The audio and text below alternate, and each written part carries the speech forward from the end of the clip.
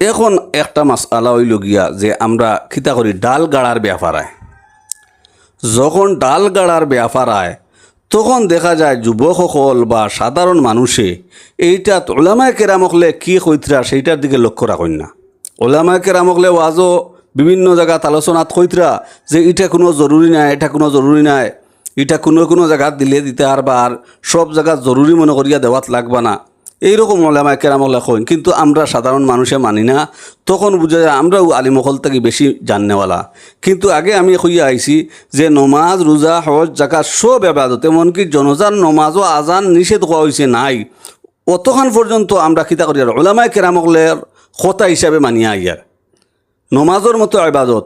কিন্তু এই জায়গা তাওয়ার বাদে আর ওলামায়ে কেরামকলের কথা শুনিয়ান না। তো এটা আমরা মারাত্মক বড় ভুল।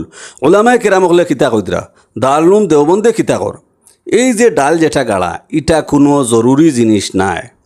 সাহাবায়ে কেরাম লক্ষাধিক সাহাবায়ে কেরামের মধ্যে থাকি মাত্র একজন বা দুইজন, হয়তো একজনেও এইরকম একজন তাকে তুড়া একটা মানে সাবিত আছে। কিন্তু লক্ষাধিক সাহাবি খেওর কবরিস্তানও এইরকম দেওয়া হয়েছে না। এই কারণে উলামায়ে কেরাম ফতোয়ার কিতাব লেখরা ইটারে কখনো জরুরি মনে করতা না। যদি কোনো এক জায়গাত কেউ জরুরি না মনে করিয়া গাড়ি দিতে তাহলে নিষেধ দেওয়া হইতো না।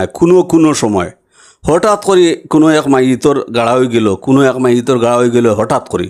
কিন্তু যে কবরিস্তান ডালেগো আনিয়া গাড়িলা, যে কবরিস্তান যে কবর ডাল গাড়িলা আর ইটারে জরুরি মনে কতরা, এটা হইল গিয়া শরীয়তর এইরকম জরুরি মনে করাটা হইল গিয়া নিষেধ।